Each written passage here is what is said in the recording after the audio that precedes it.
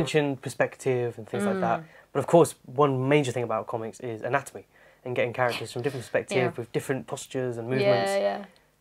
Was that something that took a while to get used to as well? Yeah, I'm still learning it. Like, I don't think I know a single artist friend who would say, I've nailed it. I never have to think about it again, because there's always going to be something else comes up. Or some days, and thank goodness for things like Twitter and the internet, because we can share these feelings. Sometimes you might be a professional artist who's been doing it professionally for 11 years, and one day you get up and you just can't draw, and you sit there and you try and draw something you've drawn a billion times before, a person looking sad, and it just doesn't come out, and you don't understand why. There's no explanation for why. It just happens sometimes. So yeah, things like anatomy, yeah, particularly, especially you having multiple characters in a panel and how they interact with each other, takes a while. It definitely takes a while. And I think I was as guilty as anyone else that my first early sketchbooks, obviously before I was doing it for a job, but my first early sketchbooks, there were lots of people with their hands behind their back, or their hands in their pocket, or their hair over one eye, like anything I could do to not have to draw certain parts of a figure.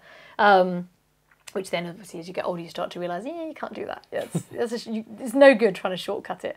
But again, if you're willing to do the research, there are so many great resources now for learning anatomy and perspective, whilst also remembering that art is your own. It has to be your own. When I do workshops or books I've worked on for how to draw, Sweatdrop did a couple of how to draw books, and we were always keen, all the way through them, to never say, draw like us, because that's no fun. You don't want to draw like us. What you can do is learn the rules so that you can bend the rules.